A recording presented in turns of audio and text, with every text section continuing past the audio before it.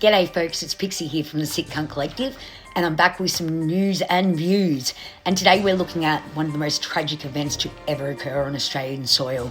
It's full of mayhem and mystery, facts that are more like fiction, and fiction are facts everywhere. Anyway guys, I hope you enjoy. Today we get into the Port Arthur mass shooting that occurred on the 28th of April 1996. In case you've been avoiding the news since the 90s, this tragic event resulted in the death of 35 people and left 23 injured. It changed Australia forever. There was a massive amnesty of firearms, and ultimately the people of Australia were disarmed, and the law was changed to penalise those that didn't abide by the new gun laws very harshly.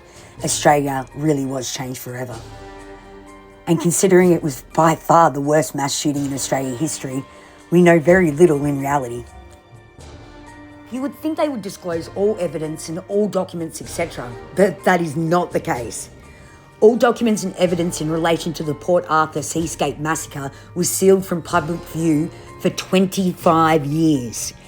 Now that 25 years came up in 2021, but don't get excited, there was an application made to extend that for another 75 years.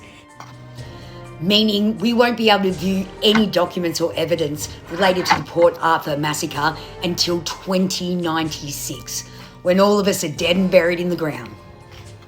Now, Port Arthur isn't just a tourist spot known for its eerie ruins and convict ghost stories. It's where tragedy struck when Martin Bryant allegedly opened fire on innocent tourists and staff at Port Arthur. But who is Martin?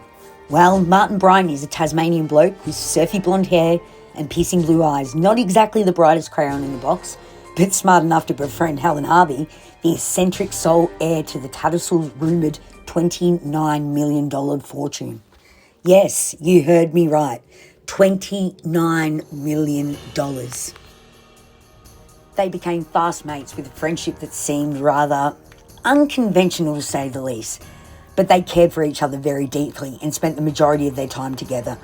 Martin eventually moving into her Newtown property with her. They'd go on shopping sprees and drives, but there was a habit of Martin's that concerned Helen. When she'd be driving, sometimes Martin would grab the steering wheel and yank it, causing her to swerve all over the road. She was concerned that it could cause an accident. The intuition was spot on. Helen Harvey died in an accident where her vehicle swerved into the middle of the road and hit an oncoming car. Martin was a passenger in the vehicle and sustained neck injuries, but recovered. He inherited an undisclosed amount and rumour the majority of Helen's estate. One thing the Australian media all left out at the time was that Martin Bryant is a very, very rich man. About 10 years ago, I had a very intriguing conversation with an ex-SAS officer. You know, the don't ask, don't tell kind of type. Well, he got all riled up and started telling me a few things. And he said there is no way any civilian could have taken those shots that were taken at Port Arthur on the day of the Port Arthur Massacre. No way at all. And let's not ignore the fact that that AR-15 used allegedly slipped out of the Victoria Police's evidence locker, just like a magician pulls a rabbit out of his hat. How the hell does a gun that was handed into Victoria Police turn up in the hands of an alleged mass murderer 10 years later on? But that conversation I had with the SAS soldier, in my opinion, was confirmation, in my opinion, to a rumour, and a very strong rumour for that matter, that an elite SAS unit was responsible for the shooting at Port Arthur. That unit was even specifically named. But coincidentally and tragically, around a week after the events at Port Arthur, the entire unit were killed in a Black Hawk helicopter crash in a remote part of Queensland near Townsville. So none of those SAS soldiers were able to ever be interviewed or questioned in regards to these rumours that they were responsible for the events at Port Arthur. Seems far too convenient to me. This has absolutely blown my mind. There can't possibly be these many coincidences. But there's actually more facts to question the official narrative. Lots more. To make it all just a little more hard to believe Martin is a mass murderer, let's talk about the witnesses. Out of 200, only 2 identified Martin as the shooter. There were several people who were at Port Arthur and witnessed the shooting who knew Martin and his family, like witness Jim Laycock, the cafe owner, who was 2 feet away from the shooter and knew Martin as a little boy, and says Martin was not the one pulling the trigger. Wendy, another local, echoes the same sentiment. So what gives? After all the attempts made by police to coerce their narrative to witnesses, witnesses still contest the official story. Another witness, an ex-Vietnam soldier named John Godfrey, insisted that the guy on front of every paper was not the shooter. Graham Collier, shot at point-blank range, was adamant Martin wasn't the shooter either.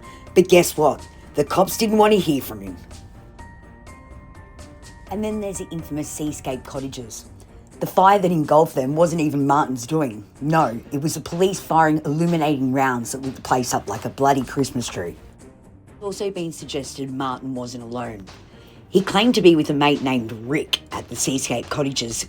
Gunshots were heard when Martin was on the phone to a detective, meaning Martin could not have been the one firing the gun. So he can't have been alone.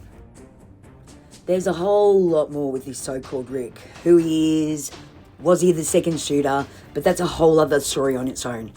Let me just say there are questions and associations with the military and the police. So, what do we take from this?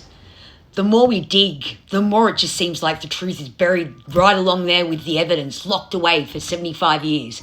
Don't know about you guys, but red flags are everywhere on this, and it feels very much like a conspiracy. There's way too many unanswered questions. Way too many. The people of Australia want answers, and the Sick Cunt Collective demands full disclosure.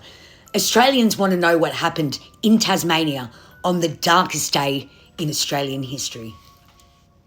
So, sick cunts, what are your thoughts? Do you think Martin did it, or do you think he's innocent? So many unanswered questions, but please feel free to drop comments in the comments section below and tell me what you think. I'd love to hear everybody else's opinions. If you want to see some more stuff on Port Arthur and Martin, then there is a fantastic series sort of thingy on YouTube called The Wasp Files. It's really, really great, really fantastic. I advise everybody to get out there and have a look at that too. Anyway, sick cunts, I hope you've had a fantastic, entertaining journey with me, and we'll catch up next time. Thanks, sick cunts.